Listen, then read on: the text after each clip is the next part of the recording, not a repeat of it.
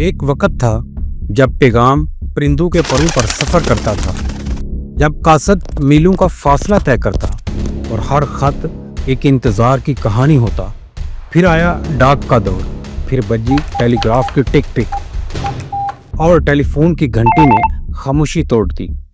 Radio की आवाज, TV की तस्वीर, राब्ते को नई जुबान मिली और आज एक स्क्रीन, एक दुनिया, पैगाम रसानी का सफर कबूतर से 5G तक। अगर मोबाइल फोन ना होता तो हम कैसे जीते? मोबाइल फोन से पहले इंसान एक दूसरे के साथ कैसे राब्ता करते थे? जदीद दौर में हम एक क्लिक से दुनिया से जुड़ जाते हैं। आज एक क्लिक से दुनिया के किसी भी कोने में कोई भी बात की जा सकती है। तस्वीर, वीडियो, ऑडियो पैगाम भेजा जा सकता है। बराह रास्त दुनिया के किसी भी कोने से अपनों को देख सकते हैं। लेकिन क्या आपने कभी सोचा कि मोबाइल फ़ोन से पहले इंसान एक दूसरे के साथ कैसे रब्ता करते थे? अगर आज मोबाइल फ़ोन ना होता तो हम कैसे जीते?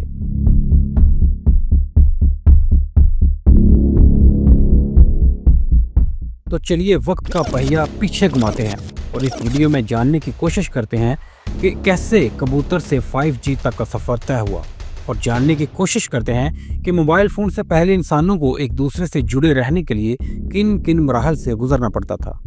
क्योंकि एक वक्त ऐसा भी था कि जब पैगाम पहुंचाने में महीने लगते थे।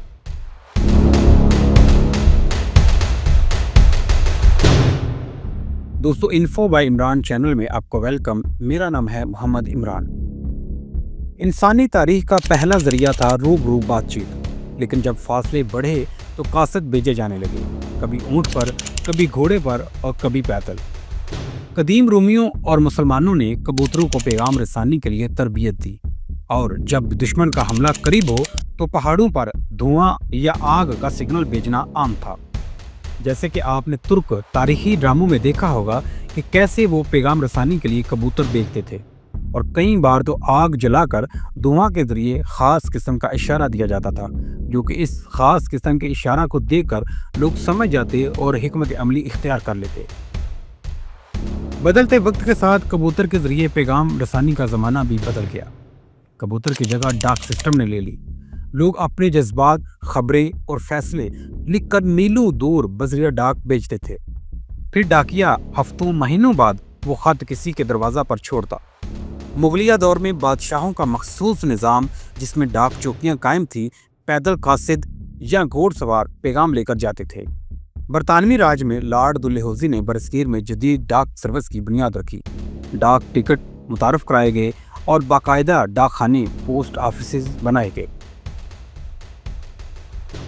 वक्त बदला और टेलीग्राफ सिस्टम ने कम्युनिकेशन की तारीख में एक इनकलाब बर्पा कर दिया।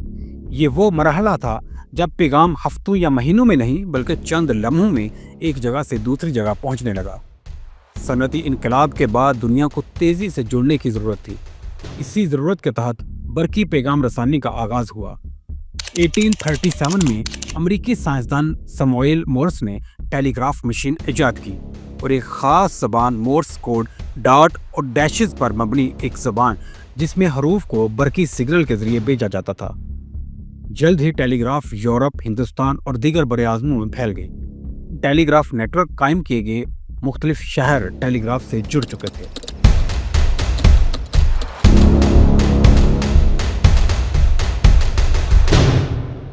सन 1876 में टेलीफोन आया, जिसकी इजाद अलेक्जेंडर ग्राहम बेल ने की। टेलीफोन की मदद से आवाज़ को बराह रास्त दूर तक पहुंचाया जाने लगा। इस वक्त मोबाइल का तस्वर भी न था और टेलीफोन भी मखसूस जगहों पर मौजूद थे।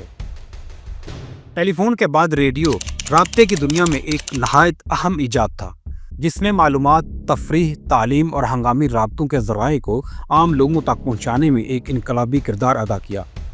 रेडियो ने राब्ते की दुनिया में एक नई राह हमवार की। ये पहला ऐसा जरिया था जिसके जरिए आवाज़ को बगैर तार के दूर दराज इलाकों तक पहुंचाया जा सकता था।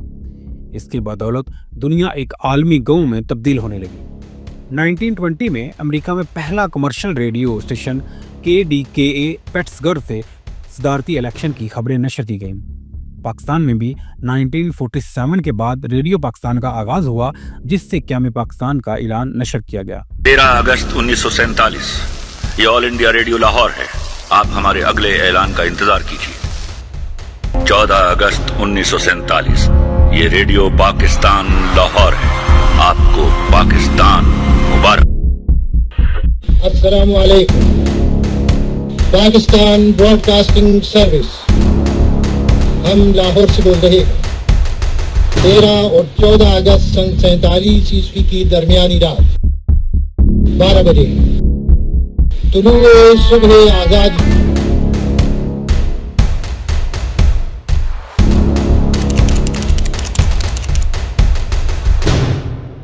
1927 میں ٹیلی ویژن ایجاد ہوا، جس سے خبریں اور تفریح نہ صرف سنائی دیتی تھی بلکہ دیکھی بھی جا سکتی تھی۔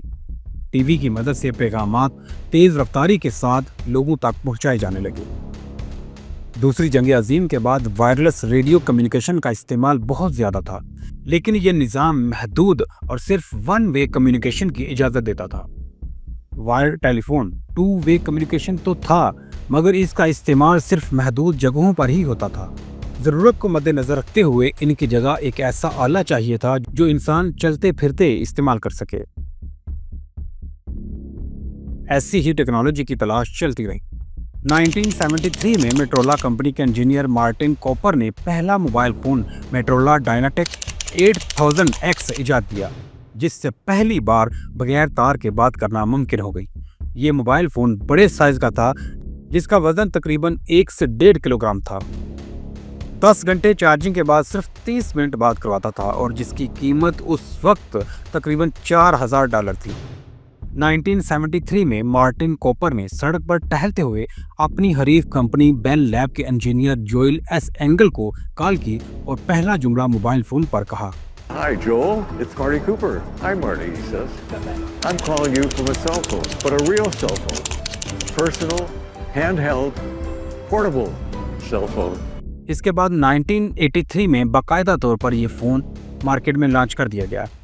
صرف 1G نیٹ ورک تھا، جس میں صرف کال ہوتی تھی، آواز کی کوالٹی بہت خراب ہوتی اور انٹرنیشنل رومنگ بھی نہیں تھی۔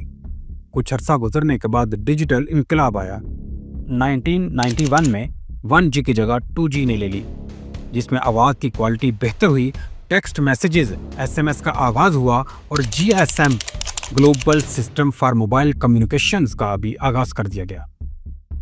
10 سال بعد 2001 میں کمیونیکیشن کی دنیا میں دوبارہ ترقی ہوئی۔ 3G سروس لانچ کی گئی، اسمارٹ فونز کی بنیاد پڑی، پرانے بھاری موبائلز کی جگہ نئے جدید موبائلز نے لے لی۔ موبائل انٹرنیٹ، ویڈیو کال، ای میل، ویب براؤزنگ کا آغاز ہو گیا۔ کامیابی کی یہ دوڑ چلتی رہی اور 2009 میں 4G سروس کا آغاز ہوا۔ مارکیٹوں میں اسمارٹ فونز کا عروج ہوا، انٹرنیٹ مزید فاسٹ ہوا، آن لائن گیمنگ اور HD ویڈیو اسٹریمنگ چلنے لگی۔ پاکستان میں تو ابھی تک 4G سروس ہی زیر استعمال ہے، مگر 2019 میں 5G سروس جنوبی کوریا میں لانچ کر دی گئی، جس سے انٹرنیٹ کی رفتار 100 گنا بڑھ گئی۔ 5G نے دنیا کو بدل کے رکھ دیا۔ دنیا ایک جدید سسٹم سے منسلک ہے، جس کی مدد سے انسان کی شناخت سے لے کر میڈیکل، تعلیم، کاروباری سرگرمیاں، سیکھنے سکھانے کے مراحل، تفریح، جنگی معاملات میں بہت زیادہ تبدیلیاں رونما ہوئی ہیں، اور دنیا بھر میں انسان ایک دوسرے کو دیکھ سکتے ہیں، بات چیت کر سکتے ہیں اور ایک دوسرے کے ساتھ جڑے رہ سکتے ہیں، کیونکہ انسان ہمیشہ سے ایک دوسرے کے ساتھ جڑے رہنا چاہتا ہے، اور رابطے کا یہ سفر ہمیں بتاتا ہے کہ ہم نے کتنی دوری ختم کر دی۔ لیکن کیا ہم اس جدید ٹیکنالوجی کی مدد سے واقعی ایک دوسرے کے قریب ہو گئے ہیں، یا دوریاں مزید پیدا ہو گئی؟